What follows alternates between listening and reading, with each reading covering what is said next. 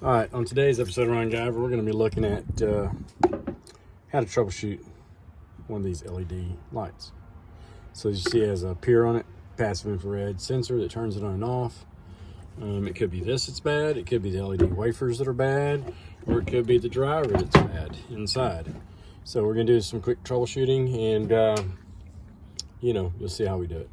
So basically the junction box is filling up with water. They caulked it, did their thing to do preventative, but in the term, did it tear up the board? We don't know. So we're gonna try to figure that out and check input and outputs, and then check input and output of the pier, bypass the pier and see if we can jump on the LEDs. If so, then I got other ideas we can do with it. So this is just how to troubleshoot an LED fixture. So it's gonna be in real time. There's not gonna be any editing. So you're just gonna have to deal with my mistakes. Let me try to show you the best I can as quick as I can. So we'll just grab a meter. There's one here. It's just one I had in my truck. So we're gonna go to voltage, right? Because we need to know voltage. You can't really see the screen. That's the reason why I don't carry this in my truck. It's very hard to see the display. At any rate, so we know, got no volts. It's not hooked up to anything, obviously. So, I know, right? Dirty nails will work for a living. So let's pause it for a second. As I said, I wasn't going to, but I'm going to anyway because I want to get the cord power over here and get everything ready to test. Okay, so I grabbed the cord real quick, stuck it over here so I can grab power. Add some short pieces of number 12 THHN. We're just going to use it to jump out. So if you look at it, this is the wiring harness that goes from the ballast right here. So this is from the J box. So the neutrals are all joined, right? Going to the ballast, as you can see here. And that goes to the pier, because the pier has to use a neutral. Then you have a dimming module or output that runs the 12-volt sensors. We're going to unplug that, okay, because we don't care about that right now. What we're looking for is to see whether or not there's any output from the driver. So we're going to do that, and then we're going to disconnect this power to the ballast. So now we have just the ballast and the LED board. So let's go ahead and take the LED board, flip it over. Get my wires. Now we're just going to strip back and jump. You do it this way on your own risk. I'm not responsible for your mistakes or accidents. So again, this is at your own risk. I've been doing this a couple years. Stuff burns up, blows up. It happens. I'm not stressing over it. But I'm not responsible for you making mistakes.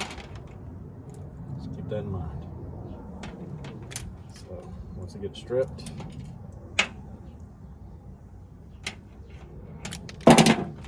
place it in the leads so we know we got power going in. Don't do this energized. Make sure it's not energized. Like I said, your responsibility to your family is make sure you don't do dumb stuff. I can't make the decision for you. At any rate. So all I want to do is make good contact, not touch each other, okay? Because electricity, hot, neutral, boom, it happens. Once I have that done, I'm going to stick the neutral in to the large slot, which is the neutral in this case, on the cord or plate in the US. So I'm going to strip it back, jam it in the hole, and take the hot and jam it in the other hole. I'll probably be blinded if the thing works. So now we have voltage going in. We're going to verify that with a meter. So I'm going to leave the meter right here. Okay. You'd think I'd pull the protective cover off of it. Might be why I can't see the screen. I don't know. I've only had it 10 years. So there you go. 0 voltage. Okay. So let's check voltage coming in.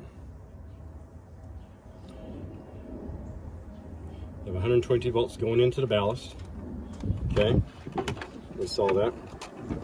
So let's see what my output is to LEDs. It should be output driver. So we're going to look at everything. COM. Okay. Look, you got white and black, which is line and neutral. Common is the blue white. Black white. So it's blue white. Reset to, I don't know what the heck that is. So LED should be red and blue. So these two right here are what we're looking for. Okay. to see if we have any output. So we're going to unplug this as we can, and we're going to check output. Okay. So according to this, so we're checking, make sure we got output. We got squat.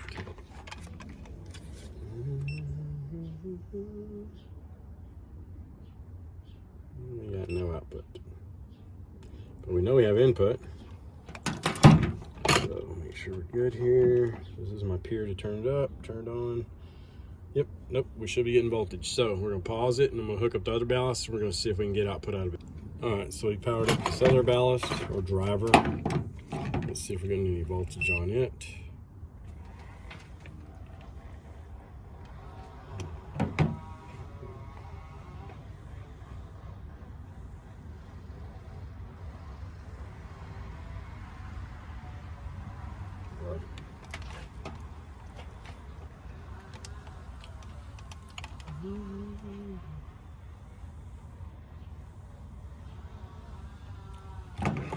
And 22 volts input. Let's see if we're getting on the output, if anything. Okay.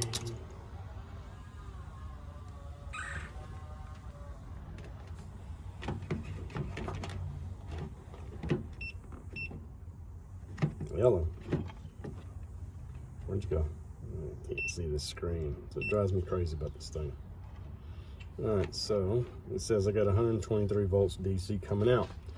And according to this, it's supposed to be an output of 54 to 107. Okay. So, did they blow?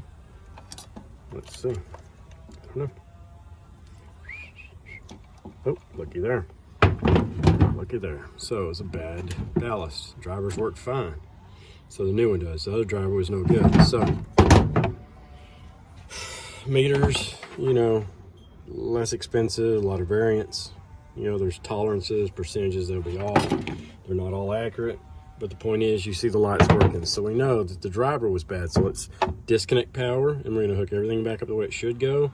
Take the ballast out, put this in place, and see if it runs.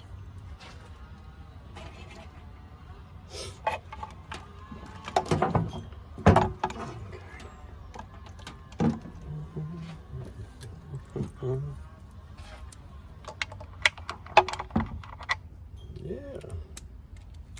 Good job, Bob.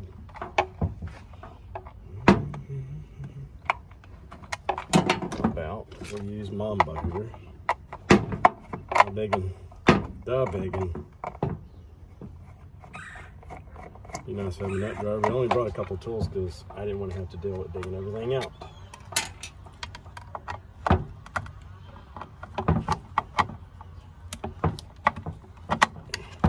So the other ballast, or driver, I should say, LED driver, old habits. The other driver had no output, and that's when I bypassed the peer. So we're going to take this ballast out, right? Take this wiring harness out,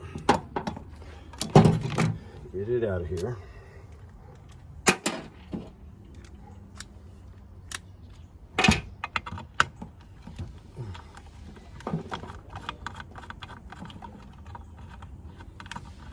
I'm going to check and see if this peer is any good. Hoping it is, because it'd be nice to have a motion activated light out there on the shop at no cost. You know? Or low cost of free. So we'll put that one back here. Since there is no ground on this one, move around the case to the housing.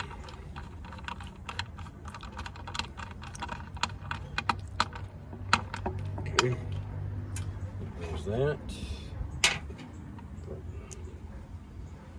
Look at the ballast here. Come on, Suave, what you got going on? Oh, here we go.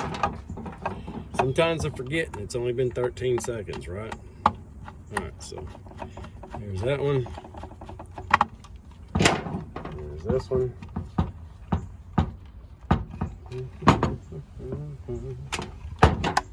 And where's your screw, you?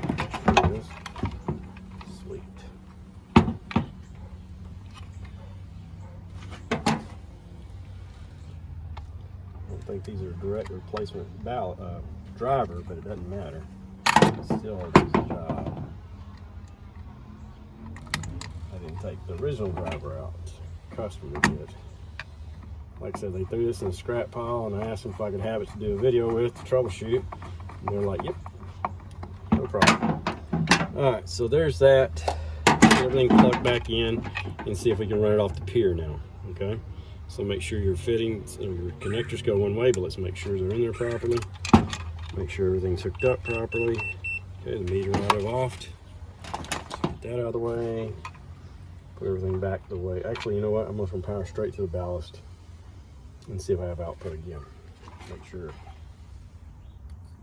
Yep, still got output, as you can see here. Not a problem. So now we're gonna run it the way it's supposed to be run. So, keep fingers crossed that pier works. So when I say pier, it's passive infrared motion sensors, what we're talking about here. So we're gonna take this wire here, it comes through, we're gonna balance, and we're just gonna cut it, because guess what, it doesn't really matter, does it? Okay. Strip it back, because we're gonna pull new wire anyway. Now once I do it, I gotta reset it for my use. Okay.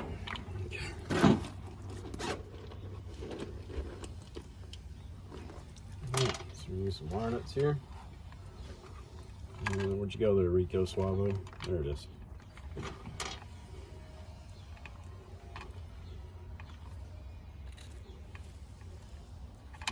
Kind of hoping that pier works, but if it doesn't, that's fine. It's not the end of the world for me. You know, I can get another one out of the shop, garage, whatever, or Home Depot. Depends. I don't even know if I have one, but I can get a different one. It just senses motion. And be done with it. We're gonna plug it back in now. Okay. So the light is working. You can see it on. Give it a minute to shut off. I don't know if the pier is gonna work or not. We're gonna figure it out.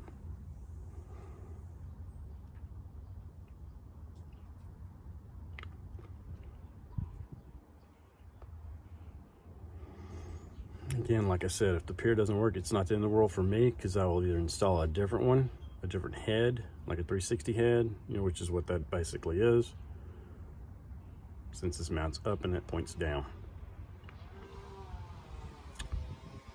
We'll give it a little bit to turn off. I know there's a reset button on the side.